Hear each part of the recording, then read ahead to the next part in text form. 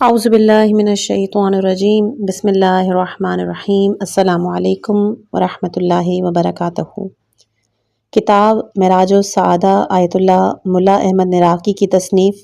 اسلامی اخلاقیات اور روحانی تربیت پر ایک جامع کتاب ہے۔ یہ کتاب قرآن، احادیث اور اسلامی فلسفیوں اور عرفا کی تعلیمات کی روشنی میں انسانی کردار کی تطہیر اور اخلاقی بلندی کے موضوعات پہ روشنی ڈالتی ہے۔ مصنف نے انسانی نفس کی بہترین اخلاقی فضائل کی ترویج اور رذائل سے بچنے کے طریقوں پر تفصیلی بحث کی ہے۔ اس کا مقصد قاری کو روحانی ترقی کی راہ پہ گامزن کرنا اور دنیا و آخرت میں حقیقی سعادت حاصل کرنے کے لیے رہنمائی فراہم کرنا ہے۔ معراج السعادت اسلامی اخلاقیات کے میدان میں ایک اہم ماخذ کی حیثیت رکھتی ہے۔ آج بھی اخلاقی تربیت کے خواہاں افراد کے لیے ایک مشعل راہ ہے۔ آج اس کتاب کی انشاءاللہ کے 16th پارٹ بیان کیا جائے گا۔ محبت، جاہ و شہرت اور بزرگی و ریاست کی، جس میں 4 فصلیں آتی ہیں۔ یہ 19ویں صفت ہے اس کتاب کی۔ واضح ہو کہ حقیقت جا یہ ہے کہ آدمیوں کے قلوب کو تسخیر کیا جائے، ان کے دلوں پہ قابض ہو پائے، جیسا کہ مالداری میں درہم و دینار، ملک، املاک، متاع، اسباب، غلام، کنیز پر قابو حاصل ہو۔ پس جب قلوب کسی کے مسخر ہوتے ہیں تو اس کی نسبت صفت کمال کا اعتقاد رکھتے ہیں، خواہ وہ صفت واقعی کمال رکھتی ہو، مثلا علم، عبادت، تقوی، زہد، شجاعت، سخاوت وغیرہ، یا یہ کہ آدمیوں کے اعتقاد اور ان کے خیال میں کمال ہو، مثلا سلطنت، ولایت، منصب، ریاست، مالداری، حسن و جمال وغیرہ۔ پس دو شخص کے جس کو آدمی کسی صفت سے متصف جانتے ہیں تو جس قدر وہ صفت ان کے خیال میں کامل ہوگی، اسی قدر موصوف کی عظمت ان کے دل میں جاگزی رہے گی اور ان کے دل اس کے مسخر ہو جائیں گے، اسی قدر اس کی اطاعت و متابعت کریں گے، کیونکہ آدمی ہمیشہ اپنے اعتقاد و گمان کے تابع ہوتے ہیں۔ بس اسی لیے جس طرح صاحب مال باندی اور غلام کا مالک ہوتا ہے، اسی طرح صاحب جا آزاد آدمیوں کا مالک ہو جاتا ہے، اور مردم آزاد اس کے مطیع وزیر فرمان رہتے ہیں۔ بلکہ آزاد لوگوں کی اطاعت بہتر ہے، کیونکہ غلاموں کی اطاعت قہر و غلبے سے اور آزاد لوگوں کی اطاعت خود ان کی تسلیم و رضا سے حاصل ہوتی ہے۔ اسی وجہ سے محبت جاہ محبت مال سے زیادہ ہے۔ اس کے علاوہ جاہ کے لیے دوسرے بھی فوائد ہیں جو مال کے واسطے نہیں۔ اسی وجہ سے جب کسی شخص کی جاہ بڑھتی ہے اور اس کی کمالات کی شہرت ترقی پکڑتی ہے تو اس کی مدح اور ثنا کی جاتی ہے۔ مال کی قدر اس کی نظر میں بالکل حقیر ہوتی ہے۔ وہ مال کو اپنے جاہ اور مرتبے پر فدا کرتا ہے، اسی شخص کے سوا جو بہت ہی بخیل ہو۔ فصل نمبر پہلی ہے حب جاہ اور شہرت و بزرگی کی برائی۔ واضح ہو کہ حب جاہ اور شہرت مہلکہ عظیمہ ہے، اس کا طالب آفات دنیاوی اور اخرویہ ہیں۔ جس شخص کا نام مشہور ہوتا ہے، جس کی شہرت ترقی کرتی ہے، تو بہت ہی کم ایسا ہوتا ہے کہ اس کی دنیا آخرت دونوں باقی رہ سکیں، مگر اس شخص کے سوا کہ جس کو خدا نے اپنی حکمت کاملہ سے احکام دین کے جاری کرنے کے لیے پسند کیا ہو۔ اسی وجہ سے آیات و اخبار اس کی مذمت میں بے حد وارد ہوئے ہیں، جیسے کہ خداوند عالم سورہ قصص آیت نمبر 83 میں فرماتا ہے، اس خانہ آخرت کو کہ جس کی تعریف تم سن رہے ہو، ان اشخاص کے لیے قرار دیے ہیں کہ جو دنیا میں بزرگی و برتری اور زمین پر فساد کرنا نہیں چاہتے۔ اسی طرح ایک اور مقام میں سورہ ہود آیت نمبر 15 اور 16 میں خدا فرماتا ہے کہ جو اشخاص زندگی دنیا کے طالب ہوتے ہیں اور اس کی آرائش و زینت کی خواہش کرتے ہیں کہ مجملہ اس کی جاہ و منصب ہے، تو اس کی کوشش کا عوض ہم ان کو دنیا میں پہنچاتے ہیں، اور یہ وہ لوگ ہیں کہ جن کے لیے آخرت میں آگ ہے۔ نیز حضور صلی اللہ علیہ وآلہ وسلم سے مروی ہے کہ جاہ و مال کی دوستی سے دل میں نفاق اگتا ہے، جیسے کہ پانی سے گھاس۔ امام جعفر صادق علیہ السلام سے مروی ہے کہ ان رئیسوں کی ریاست سے پرہیز کرو کہ جن کے عقب میں گھوڑوں کی آواز بلند ہوتی ہے، مگر یہ کہ وہ خود ہلاک ہوتے ہیں اور دوسروں کو ہلاک کرتے ہیں۔ جس شخص کے دل میں جاہ و برتری پیدا ہوتی ہے تو وہ خلق کا طرفدار ہو جاتا ہے اور خالق کی رضا و خوشنودی سے دور اپنے اعمال و افعال کو ریا سے دوسروں کی نظر میں ہمیشہ جلوہ دیتا ہے، اپنی دوستی کو منافقانہ طریقے سے ہمیشہ ان پہ ظاہر کرتا ہے اور رات دن اسی خیال میں رہتا ہے کہ کون سا کام کیا جائے کہ اس کی قدر و منزلت کو ترقی ہو۔ صبح شام اس فکر میں ہے کہ کون سی بات کی جائے، اس کا مرتبہ بعض اوباش کے نزدیک زیادہ ہو اور وہ شیوائے نفاق کو اختیار کرتا ہے اور طرح طرح کی معاصی اور محرمات اس سے صادر ہوتے ہیں۔ یہی وجہ تھی کہ بزرگان علماء اور متقین جاہ و ریاست سے اس طرح بھاگتے تھے کہ جیسا کہ آدمی شیر درندے سے بھاگتا ہے۔ ان میں سے بعض کی یہ نوبت پہنچتی تھی کہ وہ 3 آدمیوں سے زیادہ کے مجمع میں نہیں بیٹھتے تھے اور بعض اس پر روتے تھے کہ ہمارا نام مسجد جامع میں کیوں پہنچ گیا۔ ان میں بعض ایسے گزرے ہیں کہ جب کوئی جماعت ان کے عقب میں راستہ چلتی تو کہتے کہ اے بیچاروں، کیوں میرے عقب میں آ رہے ہو؟ خدا کی قسم کہ اگر میرا کوئی عمل کہ جو خلوت میں مجھ سے صادر ہوا ہے اس کو معلوم کرو گے تو پھر کوئی شخص تم میں سے میری طرف نہیں آئے گا۔ فصل نمبر 2، حب جاہ اور شہرت کے اقسام کے جو شرعاً نیک ہیں۔ واضح ہو کہ حسب بیان مذکورہ اگرچہ حب جاہ و شہرت مولکہ عظیمہ ہے، لیکن اس کے تمام اقسام اس طرح نہیں ہیں۔ ان کے اجمال کی تفصیل یہ ہے کہ دنیا میں ذرائع آخرت ہے کہ جس طرح مال و منال دینیہ سے توشہ آخرت حاصل کر سکتے ہیں، اسی طرح کسی قدر جاہ سے بھی کمال آخرت کی تحصیل ہو سکتی ہے۔ اس کا سبب یہ ہے کہ آدمی خانہ آخرت کی تعمیر حسب ضرورت کچھ چیزوں کا محتاج ہے۔ اسی طرح وہ مجبور و ناچار ہے کہ کوئی خادم اس کی خدمت میں اور کوئی رفیق اس کی اعانت کرے۔ حاکم متسلط کی بھی اسے احتیاج ہے تاکہ ظالموں کے شر سے اسے محفوظ رکھے۔ پس اگر کوئی شخص خادم اور رفیق یا سلطان کے سامنے اپنی قدر و منزلت کو عزیز رکھتا ہو کہ وہ حصول سعادت جاودانی میں اس کے معین و مددگار ہوں، اور خرابی جاہ مثلاً کبر، عجب، ظلم، تفاخر وغیرہ سے اجتناب کرے، تو ایسی حالت میں جاہ کی محبت موجب ہلاکت نہیں ہوتی بلکہ شرعاً نیک ہے اور اسباب آخرت سے ہے۔ اس قدر جاہ کو دوست رکھنے والے کی مثال یہ ہے کہ جیسے کوئی شخص اس بات کو پسند کرتا ہے کہ اس کے مکان میں بیت الخلا ہو کہ قضاء حاجت ہو سکے۔ اگر کوئی اس کے احتیاج نہ رکھتا ہو تو ایسے مکان سے متنفر ہوتا ہے جس میں بیت الخلا ہو۔ اگر کوئی شخص جاہ و شہرت کی محبت آخرت کی تحصیل کی وجہ سے نہ رکھتا ہو، لیکن لذات دنیویہ کا توسل اور شہوات نفسانیہ کا فائدہ اٹھانا بھی مقصود نہ ہو اور خلاف شرع کوئی امر اس سے سرزد نہ ہوتا ہو، بلکہ جاہ و برتری و شہرت اور سرور کو بذات دوست رکھتا ہو اور اپنی قدرت منزلت کا دوسروں سے متوقع ہو، تو اگرچہ ایسی صفت کچھ بہتری کا پہلو نہیں رکھتی، لیکن اگر حب جاہ کے باعث اس سے کوئی معصیت واقع نہیں ہوتی تو وہ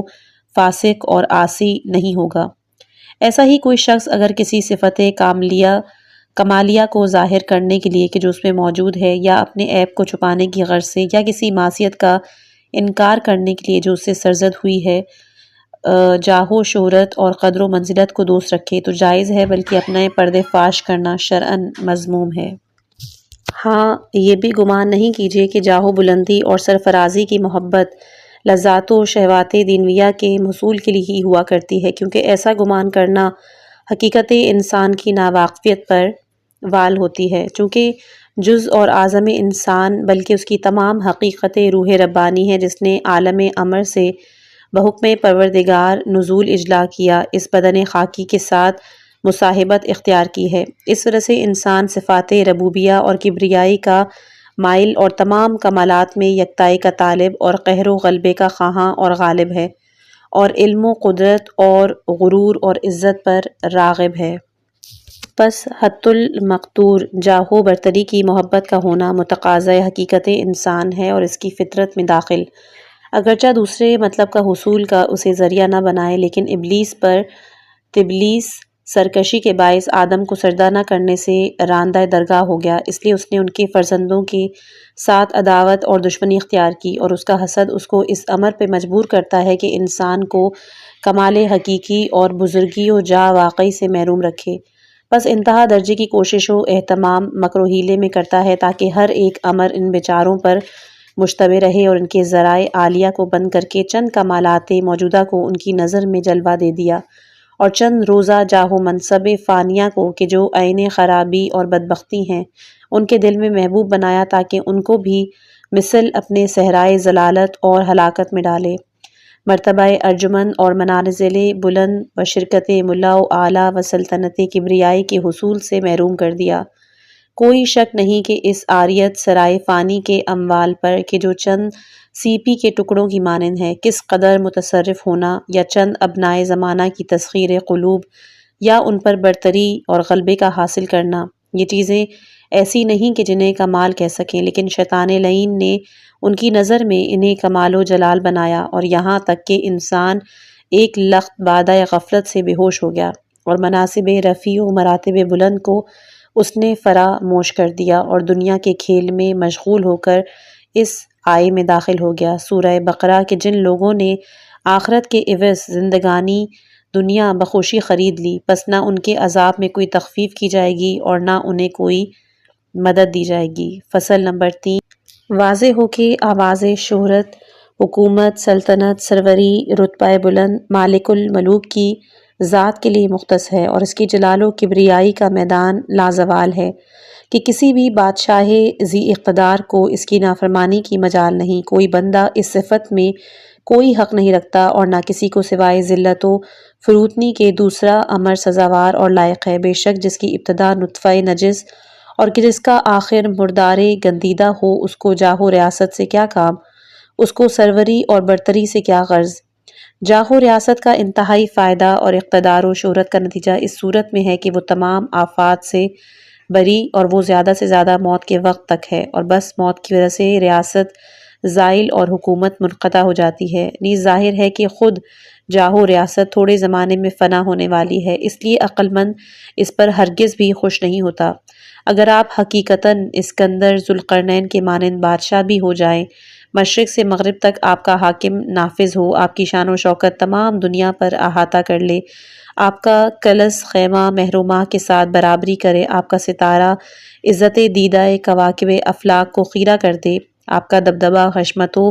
جلال آسمانوں کو گھیر لے، تاہم جب آپ کا آفتاب حیات مغرب میں غروب ہوگا تو اس وقت آپ کا نور ہستی ظلمت نیستی سے مبدل ہو جائے گا۔ منادی پروردگار کوچ کی ندا دے گا، آپ کی عزیز مسافر روح سامان سفر آخرت باندھے گی، آپ کے دل پر درد سے نالہ حسرت نکلے گا، آپ کے اور فرزندوں کے درمیان کے جو رشتہ الفت ہے وہ ٹوٹ جائے گا، آپ کا تخت و دولت تابوت سے اور آپ کا بستر مخمل فرش خاک سے بدل جائے گا۔ آپ کو اس محل سے کہ جس میں آپ نے ہر طرح کا سامان آرائش و آرام جمع کر رکھا ہے، قبر تنگ و تاریک میں لا کر سلائیں گے، اور بجائے تکیہ زریں کے آپ کے سر کے نیچے اینٹ دے دی جائے گی۔ پھر وہ تمام عظمت و جاہ آپ کو کیا فائدہ دے گی؟ مشہور ہے کہ اسکندر ذوالقرنین نے نزا کے وقت وصیت کی کہ اس کے دونوں ہاتھوں تابوت سے نکالے جائیں تاکہ تمام عالم معائنہ کرے کہ باوجود اس قدر ملک و مال رکھنے کے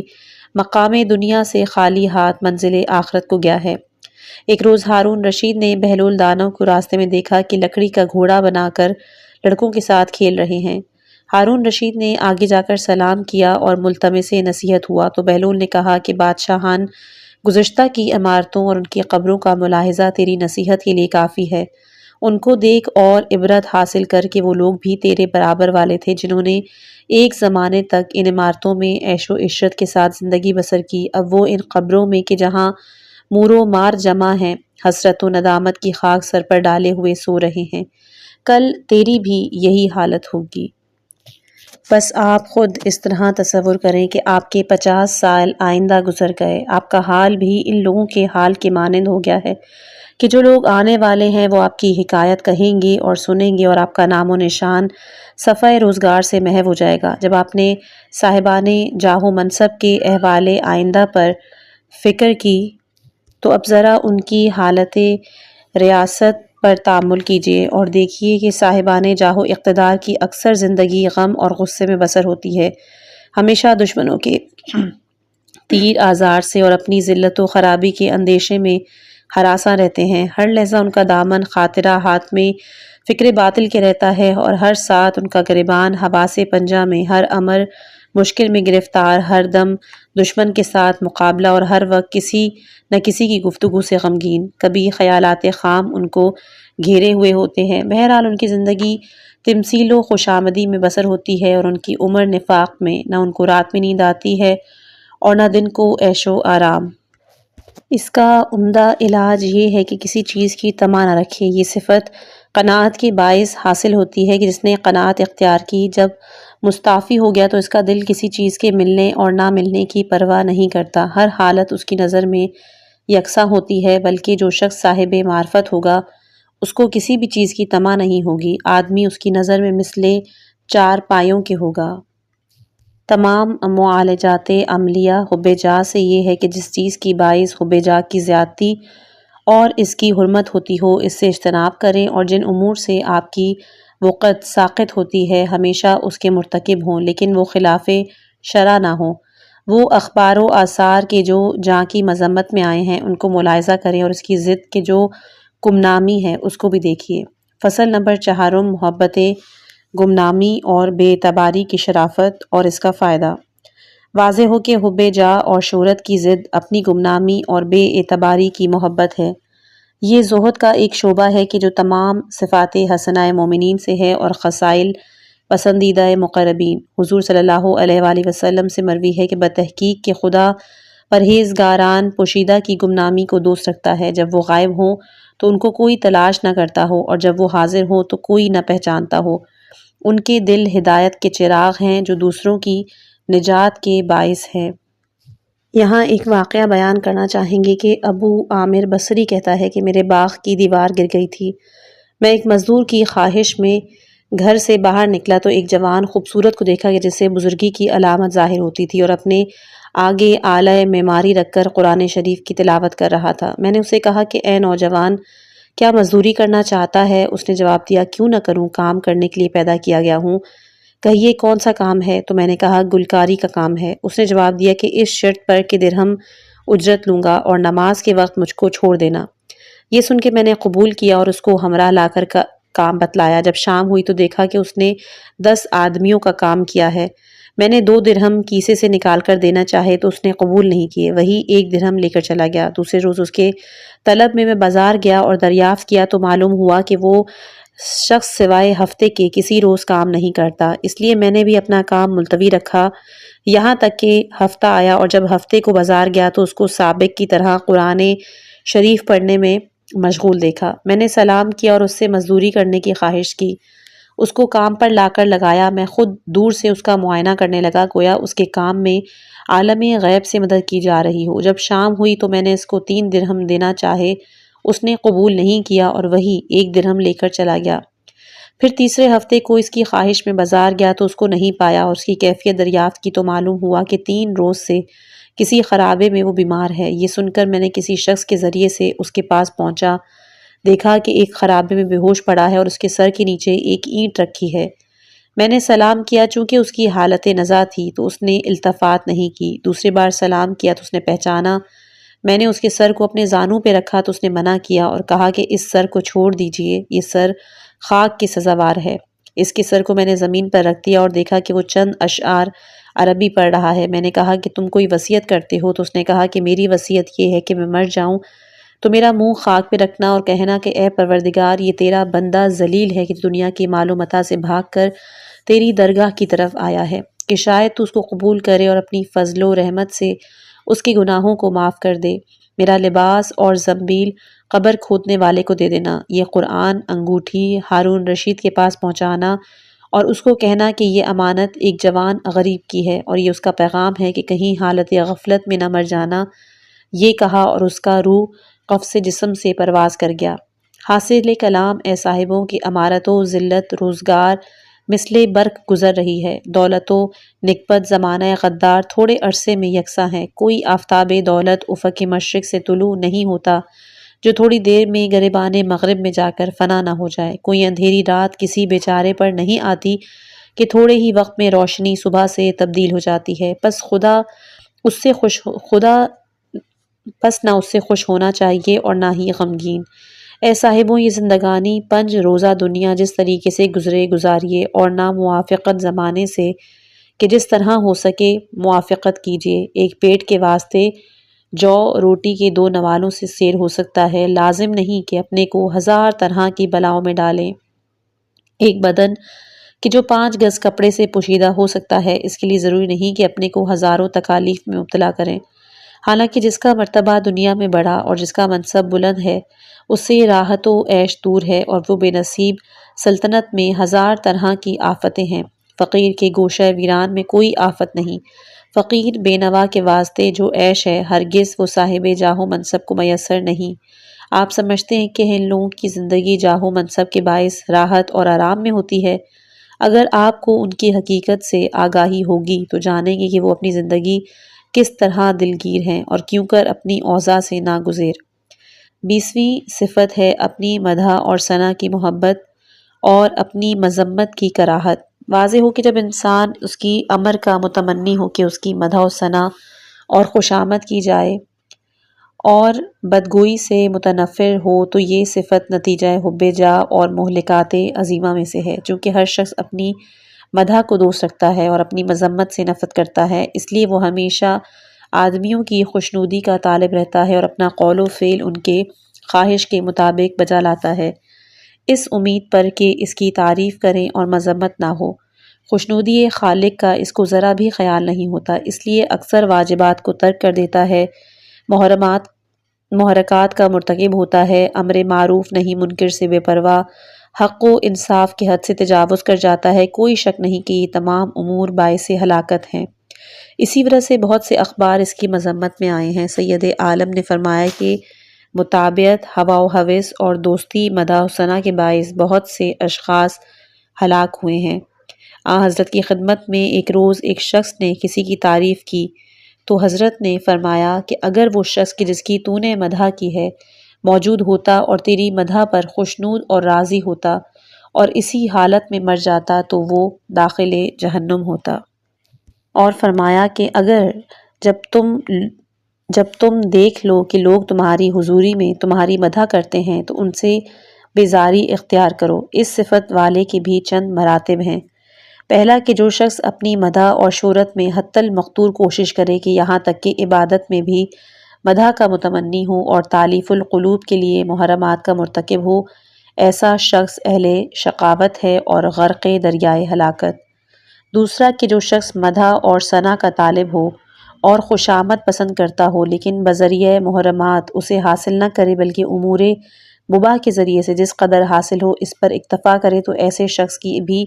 ابھی ہلاکت واقع نہیں ہوئی لیکن ہلاکت کی حد میں داخل ہو گیا، چونکہ ایسا شخص آدمیوں کے دل کو اختیار میں لینے کی خواہش کرتا ہے اور تمام افعال و اقوال میں اپنی ہوشیاری کو کہ کوئی معصیت صادر نہ ہو نہایت مشکل میں پھنسا دیتا ہے۔ تیسرا جو شخص مدح کا طالب نہ ہو، اس کے حصول میں کوشش بھی نہ کرے، لیکن اگر کوئی شخص اس کی مدح کرے تو خوش ہو اور اس کو اچھا معلوم ہو، اگرچہ یہ مرتبہ نقصان کا ہے لیکن وہ گنہگار نہیں ہوگا۔ جیسا کہ مروی ہے کہ ایک شخص نے امام محمد باقر علیہ السلام کی خدمت میں عرض کی کہ کوئی شخص عمل نیک کرتا ہے، اگر دوسرا اسے اس عمل کا مرتکب ہوتے ہوئے دیکھ لے تو وہ خوش ہوتا ہے۔ حضرت نے کہا کوئی اندیشہ نہیں، کیونکہ ہر شخص چاہتا ہے کہ خدا اس کے عمل نیک کو ظاہر کرے، لیکن شرط یہ ہے کہ اس عمل کو اس کو دکھانے کے لیے نہ کیا گیا ہو۔ چوتھا یہ کہ جو شخص حصول مدح میں کوشش نہ کرے مگر کوئی شخص اس کی مدح کرے تو خوش ہو، لیکن یہ خوشی اس کو دلگیر کرتی ہو اور اپنی کو مدح و ثنا سے شاد نہ ہونے کے مرتبے پر پہنچنے کی خواہش رکھتا ہو، تو یہ شخص مقام مجاہدے میں ہے۔ واضح ہو کہ مدح اور خوشامد کو دوست رکھنے کے لیے چند اسباب ہیں۔ سب سے پہلا کہ اپنے کمال سے فائدہ اٹھانا، کیونکہ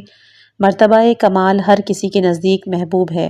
اور فی نفسہ کمال ہر شخص کا مطلوب، کیونکہ جب کوئی شخص اپنے کمال سے فائدہ اٹھاتا ہے تو لذت پاتا ہے اور خوش ہوتا ہے، اور آدمیوں کی مدح و ثنا اس کا سبب ہوتی ہے کہ وہ شخص اپنے کمال سے فائدہ اٹھائے۔ اس لیے اگر کسی مبصر اور جاننے والے نے مدح کی ہو تو اس کی لذت اور خوشی زیادہ ہوتی ہے بخلاف اس احمق اور نادان کی مدح کے کہ جو کچھ بھی نہ جانتا ہو۔ دوسرا یہ کہ مدح و ثنا سے ثابت ہوتا ہے کہ مدح کرنے والے کا دل ممدوح کا مسخر ہے اور وہ اس کا مرید ہے، چونکہ تسخیر دل لذت و سرور کا موجب ہے۔ اسی وجہ سے جس وقت کوئی بزرگ شخص صاحب اقتدار جس کے دل کی تسخیر حصول فوائد کا باعث ہوتی ہے کسی کی مدح کرے تو اس سے بڑی خوشی حاصل ہوتی ہے، بخلاف اس شخص کے کہ جو بے اعتبار اور حقیر ہو۔ تیسرا یہ کہ کسی کے اوصاف نیک کا ذکر اور مدح کرنا دوسروں کے دلوں کے لیے بھی سعادت کا باعث ہوتا ہے، خصوصاً جبکہ کسی ایسے شخص کی ثنا کی جائے کہ جس کے قول پر آدمی اعتماد رکھتے ہوں۔ چوتھا یہ کہ کسی کا آپ کی مدح کرنا اس امر پر دلالت کرتا ہے کہ اس کے نزدیک آپ کی عزت اور حشمت ہے، اس کے دل میں آپ کی وقت ہے، اس لیے بے اختیار اس کی زبان پر آپ کی مدح جاری ہوئی۔ اسباب مذکورہ الصدر مذمت کی کراہت سے بھی متعلق ہیں، اور مدح و ثنا ہر ایک سبب سے کہ جو خوشامد میں داخل ہو سکتی ہے وہ مرض نفس انسان ہے اور علامت نقصان، مگر یہ سبب اول مدح و ثنا سے جو نشاط و سرور حاصل ہوتا ہے، اور دوسری کی مدح و ثنا سے اپنے ان اوصاف کو معلوم کر رہا ہو جو اس کے نزدیک مشکوک تھے، تو اپنے کو کمال سے متصف ہونے اور نعمت الہی پر سرفراز ہونے سے خوش ہوتا ہے، لہٰذا ایسی لذت اور سرور مذموم نہیں ہے۔ حقیقتاً یہ لذت مدح اور ثنا سے نہیں بلکہ لذت اپنے کمال سے حاصل ہوتی ہے۔ اسی وجہ سے اکثر علماء اخلاق نے محبت مدح و ثنا کے تمام اقسام کو صفات رذیلہ سے قرار دیا ہے اور کسی قسم کو مستثنیٰ نہیں کیا، علاوہ اس کے کہ اس کمال پر خوش ہونا کہ جس کا انجام معلوم نہیں کہ آیا وہ ذریعہ نجات ہوگا یا سبب ہلاکت، ہاں بالضرور وہ باعث جہل اور نادانی ہے۔ فصل نمبر 1 مرض حب مدح۔ واضح ہو کہ آپ کو معلوم ہو چکا ہے کہ حب مدح اور مذمت کی کراہت صفات رذیلہ میں سے ہے، پس دامن ہمت باندھ کے قبل اس کے کہ آپ کے ہاتھ سے موقع نکل جائے اس کے معالجے میں کوشش کریں۔ مدح اور ثنا کی محبت کا معالجہ یہ ہے کہ ابتدا ان اسباب کو دیکھیں کہ جن کے سبب سے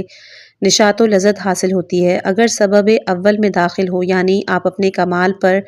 ملتفت ہو کر خوش ہوں، پس اگر وہ کمال حقیقی نہ ہو، مثلاً مال، جاہ، شہرت، منصب وغیرہ،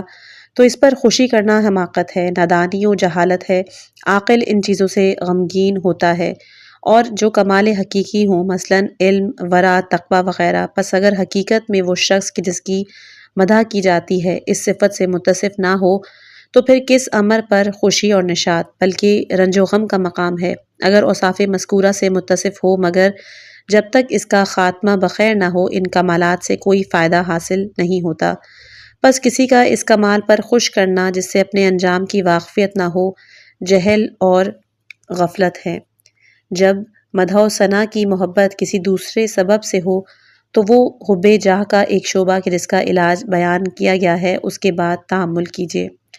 اکثر ہوتا ہے کہ جو شخص آپ کی مدح خصوصاً آپ کے سامنے کرتا ہے تو اس کو کوئی نہ کوئی غرض ہوتی ہے، اور یہ اس کی خوشامد ایک دام ہے کہ جو آپ کے دین اور دنیا کی سعیت کرنے کے لیے بچھایا گیا ہے اور آپ اس سے خوش ہوتے ہیں۔ علاوہ اس کی اکثر خوشامدیں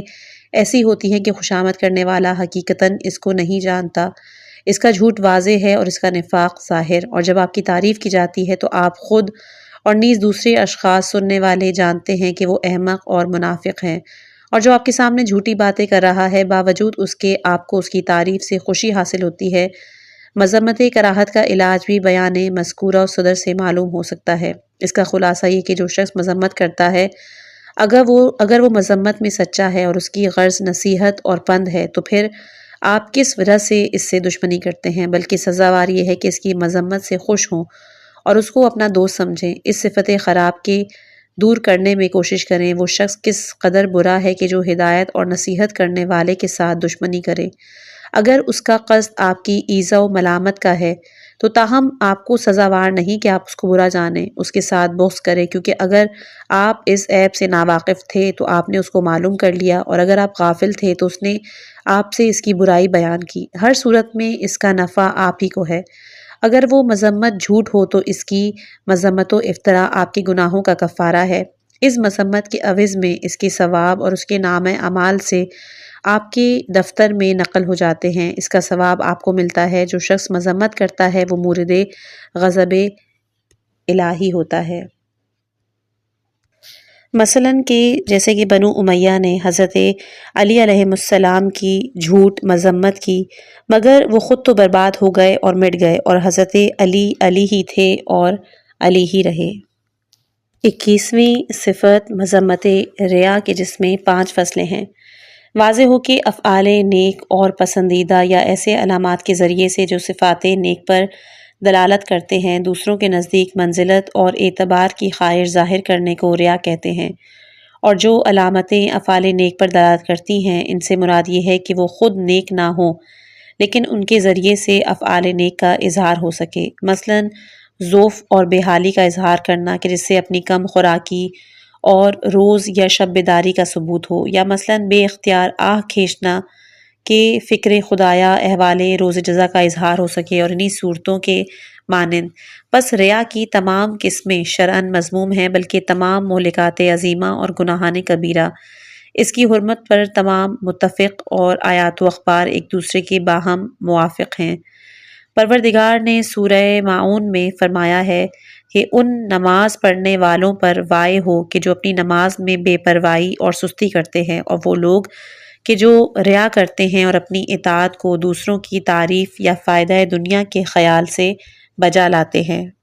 حضرت رسول صلی اللہ علیہ وآلہ وسلم سے مروی ہے کہ بتحقیق میں تمہارے لیے اس صفت بد سے ڈرتا ہوں کہ جو شرک اصغر ہے۔ عرض کیا گیا وہ کیا ہے؟ فرمایا کہ ریا۔ خدائے عزوجل قیامت میں جب کہ بندوں کے اعمال کی جزا دے گا تو فرمائے گا کہ ان اشخاص کے سامنے جاؤ کہ جن کے واسطے ریا کی گئی، تمہاری جزا ان لوگوں کے پاس ہے۔ دوسرے مقام پہ فرمایا کہ بندے کے اعمال، نماز، روزہ، زکوٰۃ، حج، عمرہ، خاموشی وغیرہ کو جب وہ فرشتے حاملان اعمال خوشی خوشی کے ساتھ اوپر لے جاتے ہیں تو آسمانوں کے ملائکہ اور وہ 7 ملک کہ جو 7 آسمانوں پر موکل ہیں کہ تمام اس کی مشایعت کرتے ہیں، یہاں تک کہ تمام حجابوں سے گزر کر خدا کے مقابل ٹھہرتے ہیں اور اس بندہ کہ جس نے اس طرح عمل کیا تھا اس کی گواہی دیتے ہیں، تو حق تعالیٰ فرماتا ہے کہ تم اس کے اعمال کے محافظ رہو اور میں اس کے باطن کا جاننے والا ہوں، کہ اس بندے کو اس عمل کے بجا لانے میں میری خوشی منظور نہیں تھی اور دوسروں کی خوشی کا خیال تھا، اس لیے اس پر میری لعنت ہے۔ پس تمام فرشتے اور تمام آسمانوں کے ساکن اس پر لعنت بھیجتے ہیں۔ مذمت میں ریا کی اس قدر کافی ہے کہ اس شخص نے حضرت آفریدگار جل جلالہ کو ان ضعیف بندوں کے مقابلے میں کہ جن سے کوئی نفع و ضرر نہیں پہنچتا پس وہ حقیر سمجھا ہے۔ کوئی شک نہیں کہ جس شخص کو عبادت پروردگار میں بندوں کی تعریف اور پسندیدگی کا قصد ہو تو گویا وہ ایسا گمان کرتا ہے کہ اس کے حصول مطالب میں ان بندوں کی قدرت زیادہ اور ان کی خوشنودی خدا سے بہتر ہے۔ اس سے زیادہ پروردگار عالم کی مخالفت کیا ہو سکتی ہے؟ نعوذ باللہ۔ فصل نمبر 1 ہے اقسام ریا۔ واضح ہو کہ ریا کی چند قسمیں ہیں، کیونکہ یا تو وہ اصل ایمان میں ہوگی یا عبادت میں یا سوائے ان کے۔ اول یہ کہ زبان سے شہادتین کا اظہار اور دل سے اس کا انکار، یہ قسم کفر و نفاق ہے کہ جو ابتدائے اسلام میں جاری تھا لیکن اس زمانے میں کم پایا جاتا ہے۔ کوئی شخص بعض ضروریات دین مثلاً بہشت، دوزخ، ثواب، معاد جسمانی کا دل میں معتقد نہ ہو اور شمشیر شریعت کے خوف سے اس کا اظہار نہ کرے، اور اگر ایسا کرے تو یہ بھی کفر و نفاق ہے، اور ایسا شخص دائرہ اسلام سے خارج اور اس کے لیے آتش جہنم موجود ہے۔ صاحب کفر و نفاق خواہ بصورت اول ہو یا ثانی، کافر آشکارا سے بدتر ہے، کیونکہ اس نے نفاق و کفر کو ایک جگہ پر جمع کیا۔ لیکن دوسری قسم کی جو عبادتوں میں ہوتی ہے وہ چند قسموں پر ہے۔ پہلا یہ کہ خدا و پیغمبر پر اعتقاد رکھتا ہو اور اپنی عبادت میں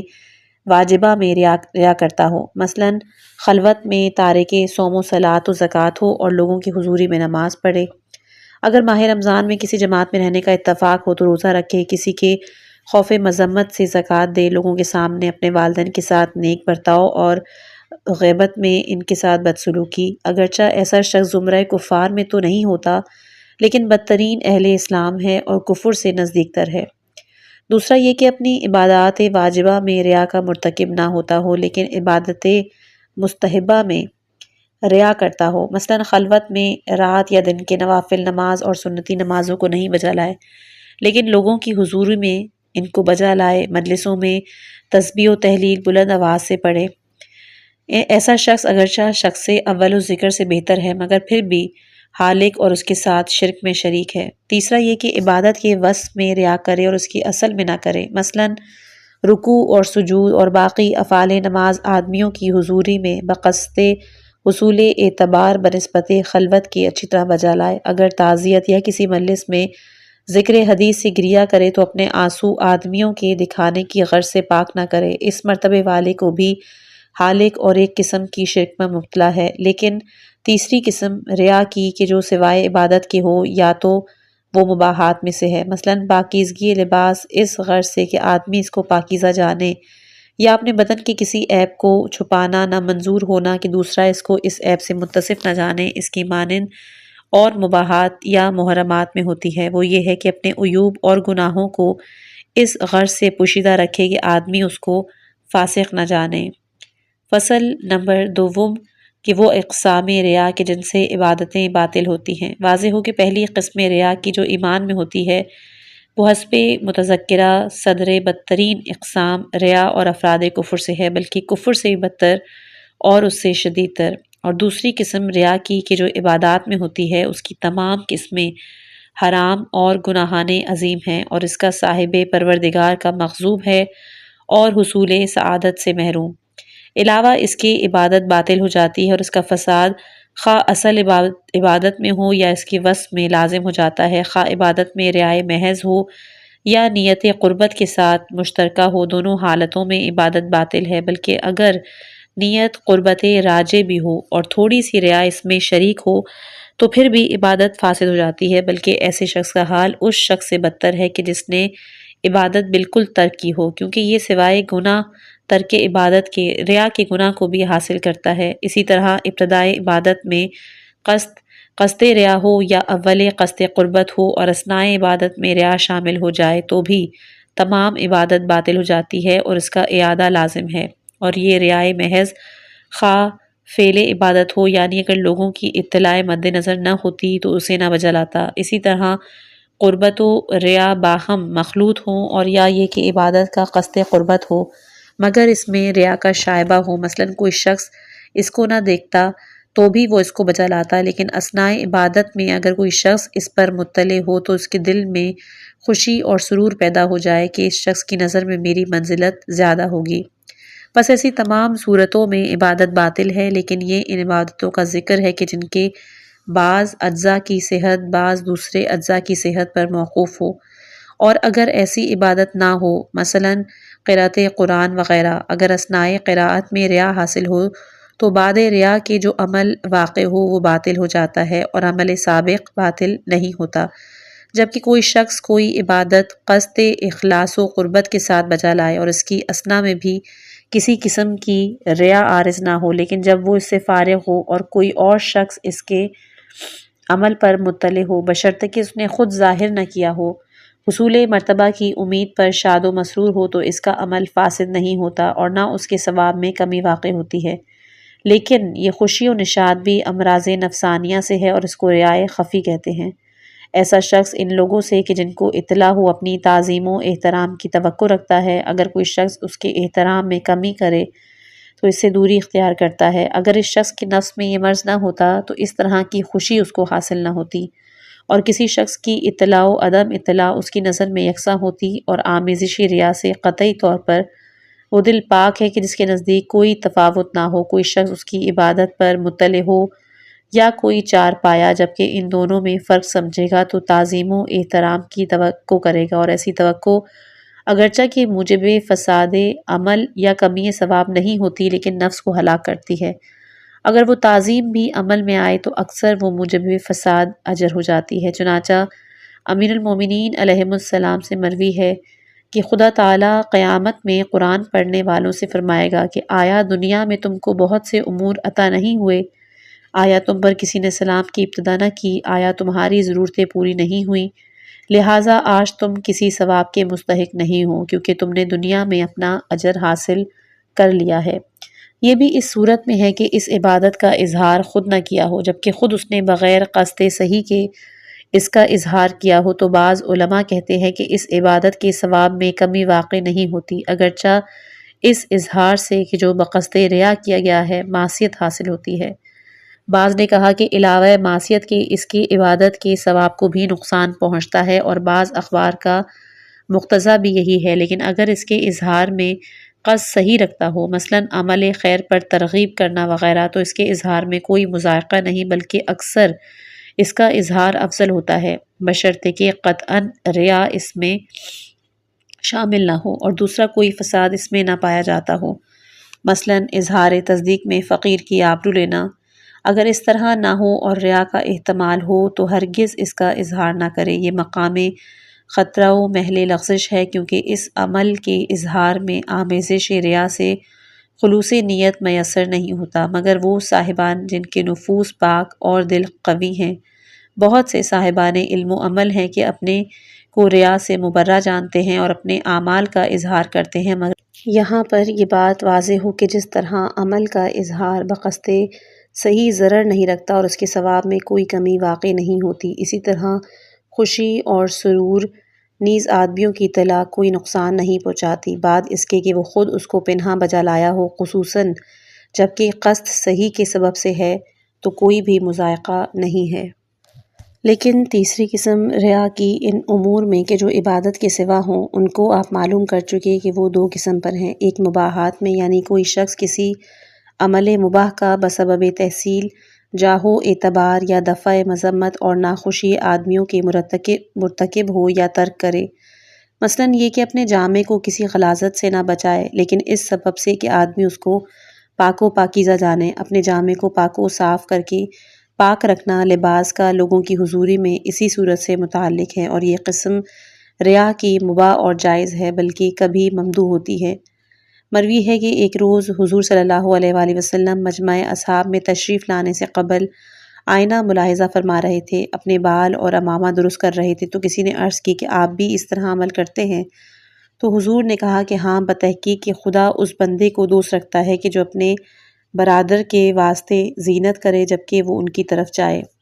حضرت امام جعفر صادق علیہ السلام نے ایک شخص اہل مدینہ کو دیکھا کہ اپنے عیال کے واسطے کوئی چیز خرید کر اٹھائے ہوئے گھر لے جا رہا ہے۔ جب حضرت کو دیکھا تو شرمندہ ہوا، تو حضرت نے کہا کہ کیا آپ کو اپنے اہل و عیال کے واسطے خرید کیا ہے؟ خدا کی قسم اگر اہل مدینہ کی مذمت کا خوف نہ ہوتا تو میں بھی اپنے عیال کے واسطے کوئی چیز خرید کرتا اور خود اٹھاتا اور اس کے واسطے لے جاتا۔ دوسری قسم ریا کی غیر عبادت میں ہے کہ انسان اپنے گناہوں کا پوشیدہ رہنا بہتر اور ان کی اطلاع کو مروہ جانتا ہو۔ یہ قسم ریا جائز ہے، بلکہ اظہار گناہ داخل عصیاں و حرام ہے، اور یہ جو قول ہے کہ مقتضائے اخلاص ظاہر و باطن یکساں ہونا ہے، اس سے مراد یہ ہے کہ اس کا باطن اس طرح ہو کہ اس کے اظہار میں کسی طرح کی برائی نہ ہو، اور یہ معنی ہے اس قول کی کہ تم کو اعلانیہ عمل کرنا چاہیے، یعنی ایسا عمل کہ اگر ظاہر ہو تو اس میں ذرا بھی شرم خجالت نہ ہو، جیسا کہ ایک بزرگ نے کہا کہ میں نے کہا کہ عمل ایسا نہیں کیا کہ جس کے دوسروں کو اطلاع کرنے سے مذائقہ کروں، سوائے اپنی زوجہ سے ہم بستری اور دفع بولو براز کے، لیکن سوائے صاحبان عصمت و طہارت اور چند بزرگان حضرت رب العزت کے کوئی شخص اس مرتبہ عظیم پر فائز نہیں ہو سکتا، کیونکہ تمام اشخاص گناہان ظاہری و باطنی سے خالی نہیں ہوتے، خصوصاً افکار باطلہ وساوس شیطانیہ ازروِ کاذبہ میں مبتلا ہوتے ہیں، جن سے پروردگار واقف ہے اور وہ آدمیوں سے پوشیدہ۔ ان کے چھپانے کی کوشش کرنا اور ان کے اظہار کا برا جاننا جائز ہے، بلکہ بہتر ہے اور واجب، لیکن اس کی پوشیدگی سے آپ کی یہ غرض نہ ہو کہ دوسرے آپ کے تقویٰ و پرہیزگاری پر اعتقاد رکھیں، بلکہ یہ غرض ہونی چاہیے کہ حق سبحانہ و تعالیٰ نے گناہوں کی پوشیدگی کا حکم اور ان کے اظہار کی ممانعت فرمائی ہے۔ چنانچہ حضور صلی اللہ علیہ وآلہ وسلم سے مروی ہے کہ جو شخص کسی عمل ناشائستہ کا مرتکب ہوا اور آدمیوں سے چھپائے تاکہ خدا بھی اس کو پوشیدہ کرے، یا اس کی غرض یہ ہو کہ اگر دوسروں پر معصیت ظاہر ہو تو آپ کی مذمت و بدی کریں گے اور اس مذمت کی اطلاع سے آپ بدحواس اور پریشان ہوں گے اور مراتب علم و عمل سے باز رہیں گے، آپ کی غرض یہ ہو کہ کہیں گناہوں کا اظہار اور فاش ہو جانے سے آدمیوں کی نظر میں گناہوں کی وقت باقی نہ رہے اور دوسرے آدمی گناہوں پر بے باک ہوں گے یا آپ کی متابعت اور پیروی کریں گے۔ اسی وجہ سے اپنے گناہوں کو اپنے اہل و عیال سے پوشیدہ کرنا چاہیے تاکہ وہ بے باک نہ ہوں، یا معصیت کے اظہار کو برا جاننے کا باعث محض حیا و شرمندگی ہوتی ہے، کیونکہ حیا بھی اخلاق فاضلہ اور صفات نیک سے ہے اور ایمان کا ایک شعبہ ہے۔ فائدہ: حسب بیان مذکورہ جو عبادت بقصد ریا کی جائے وہ فاسد اور موجب عصیاں ہے اور باعث غضب خداوند۔ جو شخص اپنے پر اطمینان نہیں رکھتا کہ وہ یکلخت اپنے دل کو ریا سے دور نہ کرے، اس کو لازم ہے کہ اپنی عبادت خلوت میں بجا لائے، اور اگر اس استثناء میں کوئی شخص مطلع ہو اور شیطان اس کو ریا میں ڈال دے، اس کا دفع ممکن نہ ہو تو اس عبادت کا پھر سے اعادہ کرے۔ لیکن ایسی بہت سی چیزیں ہیں کہ جن کو انسان دوسروں کے ساتھ کرتا ہے، مثلاً امانت، فتویٰ، حکم، قضا، تدریس، وعظ، ارشاد، امر معروف نہی منکر، قضائے حوائج وغیرہ، بس ان میں خوف بے حساب ہے اور اس طرح ان کا ثواب بھی بے شمار۔ بس جو شخص بوجہ علم و دانش ان مناسبت کی اہلیت، اگر وہ صاحب نفس قوی ہو اور ذرا بھی آدمیوں کی خوشنودی پر اعتنا نہ کرے اور شیطان اس کو فریب نہ دے اور انوار عظمت کا پرتو اس درجے اس کے دل پر چمکے کہ اس کو خلق کے التفات سے باز رکھے، اس کے دل کے اطراف میں نہ گزرتی ہو، تو اس کو سزاوار ہے کہ دامن ہمت کمر میں باندھے اور خدمت کو انجام دے۔ اگر اس کا نفس ضعیف ہو اور حقیقتاً اس کو ایمان نہ ہو، اس کا دل اس رسی کی مانند ہو کہ جو ہوا میں لٹکی ہوئی ہے، تو ہرگز اس مقام پہ قدم نہ رکھے اور اپنے دامن کو اس خدمت سے بچائے اور خود اپنے کو خلق کو ہلاک نہ کرے۔ یہی وجہ تھی کہ بہت سے علماء سابق حتی الامکان ان خدمتوں سے بھاگے ہیں اور ان کے نزدیک نہیں آئے۔ اسی سبب سے بہت سے اخباران مناسب کے خوف اور ان کی کثرت آفات میں وارد ہوئے ہیں۔ علماء بے عمل کی تخویف اور تہدید اور وعدہ و وعید میں کہ جو کچھ بیان ہے وہ ان کی علم کی خرابی اور ان کی برائی کے لیے کافی ہے۔ فصل نمبر 7، معالجہ مرض ریا۔ واضح ہو کہ مرض ریا کا اصل مدعا طمع مال اور امید منافع ہے، یا اپنی مدح اور ستائش کی محبت، یا اس سے لطف اٹھانا، یا اپنی مذمت و ملامت کا برا جاننا اور آدمیوں کے ساتھ اس غرض سے سلوک کرنا کہ اس کے افعال حسنہ، اوصاف جمیلہ کی تعریف اور نیکیوں میں شمار کریں۔ اس طریقے سے اپنے مرتبہ و عزت کو وضع و شریف میں مکرم و معزز بناتا ہے، عام اور خاص کے دلوں کی تسخیر کر کے اس وسیلے سے نفس شوم کی خواہشوں اور لذتوں کو خالص اور اپنی آرزو اور مقاصد کو پورا کرتا ہے۔ جو شخص اس مرض مہلکہ کا معالجہ کرنا چاہتا ہو تو اسے اصل مادے کے قطع میں کوشش کرنی چاہیے۔ طمع و مدح و ستائش کی محبت برائی کا علاج کرے۔ مدح و کراہت مذمت کا طریقہ معالجہ بیان کیا گیا ہے اور کسی قدر علاج طمع بھی مذکور ہے۔ اب توکل کی صفت اور اس کی تفصیل بھی حوالہ قلم کی جائے، لیکن اس مقام میں بھی کس قدر ان کا علاج اس وجہ سے کہ خصوص عبادت میں ریا واقع ہوتی ہے بیان کیا جاتا ہے، کیونکہ معمولی عقل والا بھی انسان جس امر سے کسی وقت میں کوئی نفع حاصل نہ ہوتا ہو تو اس پر رغبت نہیں رکھتا، جس چیز سے نقصان جانتا ہو تو بالضرور اس کے نزدیک نہیں جاتا، جس امر سے فی الحال کسی قدر کوئی نفع یا لذت حاصل ہو لیکن اس سے آئندہ بڑا نقصان اور تکلیف سخت کا سامنا ہوتا ہو تو اس کو ترک کر دیتا ہے۔ پس جو شخص ریا کی صفت میں مبتلا ہو اس کو لازم ہے کہ اس کے ضرر اور فساد کا خیال رکھے، اپنے نفس سے خطاب کرے کہ اے احمق، دعویٰ ایمان تو رکھتا ہے، شرم نہیں کرتا کہ حق سبحانہ و تعالیٰ کی اطاعت و عبادت اور جو سعادت ابدیہ و درجات رفیع کے باعث ہے اس کو ضعیف بندوں کی مدح و ثنا کے عوض میں بیچتا ہے، یا امید فضول پر آدمیوں کے ہاتھ سودا اور اپنی عبادت کو باطل کرتا ہے کہ جس کی وجہ سے عذاب الہی کا مستحق ہوگا۔ حیا نہیں آتی کہ حضرت حق جل شانہ سے مسخرہ پن کرتا ہے، آدمیوں کے حصول کا وسیلہ اطاعت ربانی قرار دیا ہے، غیظ و غضب اور دشمنی خدا اور فساد عمل سے خوف نہیں کرتا، آدمیوں سے امید اور نفع رکھتا ہے، آخرت کے عذاب کا اس کو اندیشہ نہیں ہے۔ جناب مقدس الہی کو بندوں کے مقابل تو بے وقت اور بے اعتنا سمجھتا ہے، حالانکہ تمام امور کا اختیار اسی قبضہ قدرت کے ہاتھ میں ہے۔ ان تمام خرابیوں پر نظر کرتے ہوئے جیسا کہ اخبار و آثار میں شاہد ہے اور تجربے سے ثابت ہے کہ جو شخص حق کی رضامندی سے ہاتھ اٹھا کر آدمیوں کی خوشنودی کا طالب ہو تو خدا و خلق اس کو دشمن جانتے ہیں اور کوئی شخص بھی اس سے راضی نہیں ہوتا۔ جو شخص رضائے خدا کو آدمیوں کی رضا پر مقدم رکھتا ہے تو تمام اس کو دوست رکھتے ہیں، تمام امور دنیا سے متعلق ہیں۔ اس شخص زیاں کار کو درجات و منازل بلند آخرت کے حاصل نہیں ہوتے اور اس کو عقاب اخروی بے حد حاصل ہوتا ہے۔ اب یہاں پر علاج عملی یہ بنتا ہے کہ اپنی عبادتوں کو چھپانے کی عادت ڈالے اور بوقت عبادت اپنے گھر میں کسی کو اندر آنے نہ دے۔ اس طرح اپنے گناہوں کو آدمیوں سے پوشیدہ رکھے کہ صرف خدا آپ کی عبادتوں سے واقف ہو اور آپ کا نفس اپنے اعمال پر آدمیوں کے آگاہ ہونے کی خواہش نہ کرے۔ آدمیوں کی طمع کے باعث عبادت بجا نہ لائے، اس کی نظر میں مطلقاً ریا نہ ہو مگر حکم الہی کے باعث عبادات میں مشغول ہو، اور اکثر پھر بھی شیطان مردود اس کا پیچھا نہیں چھوڑتا، خصوصاً اثناء عبادت میں اس کا حائل ہو جاتا ہے۔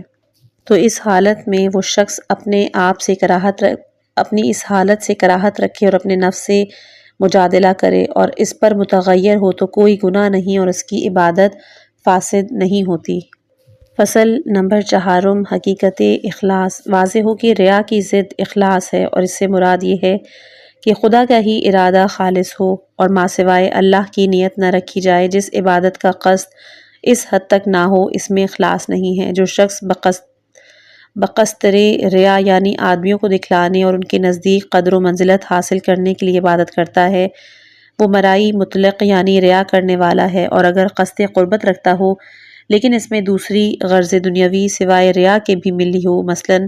پرہیز کے باعث روزہ رکھے یا بندے کو آزاد کرنے میں جبکہ اس کا کوئی خریدار نہ ہو، زیادتی اخراجات یا شرارت و بدخلقی سے نجات کا قصد ہو، یا حج میں بعض تکالیف وطن یا دشمنیوں کے شر سے نیت خلاصی، یا تحصیل علم میں قصد برتری و عزت، یا وضو اور غسل میں نیت خنکی یا پاکیزگی، یا سائل کو صدقہ دینے میں اس سے چھٹکارے کی نیت ہو، یا ایسی ہی صورتیں اگرچہ ایسے اشخاص صاحب ریا نہیں ہوتے لیکن ان کا عمل اخلاص سے دور ہو جاتا ہے۔ اخلاص وہ ہے کہ جس کا عمل ان تمام صورتوں اور اغراض سے بری ہو اور اس کا سبب تقرب خدا ہو۔ اخلاص کا وہ مرتبہ بہت بلند ہے کہ جو کسی عمل میں دنیا اور آخرت کی کسی عوض کا ہرگز قصد نہ رکھتا ہو اور اس کو دونوں عالم کا اجر منظور نہ ہو، صرف اور صرف رضائے حق تعالیٰ پر اس کی نظر ہو۔ پست ترین مرتبہ اخلاص کو اخلاص اضافی کہتے ہیں، کہ جو اپنے عمل میں وصول ثواب اور عقاب کا قصد رکھتا ہو۔ بہت سی اطاعتیں اور عبادتیں کہ جن کے بجالانے میں اپنے پر تکلیف کھینچتا ہو اور ان کو خدا کے لیے خالص جانتے ہیں لیکن حقیقتاً غلطی پر ہے۔ جیسے کہ ایک شخص کی حکایت ہے کہ کسی نے بیان کیا کہ میں نے 30 سال مسجد کی صف اول میں نماز پڑھی۔ اتفاقاً ایک روز مسجد میں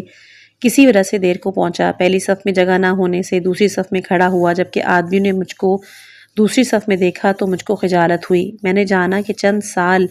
آدمیوں کی مجھ کو صف اول میں دیکھنے کے باعث میرے دل کو اطمینان تھا، میں خوش تھا، اس حالت سے واقف نہیں تھا۔ اگر اعمال سے پردے اٹھا دیے جائیں اور ان کی باریکیوں پر ہر شخص پہنچے تو ایسا بہت کم عمل باقی رہ جاتا ہے کہ جو تمام آفات سے بری ہو۔ جب قیامت کا دن ہوگا اور آنکھیں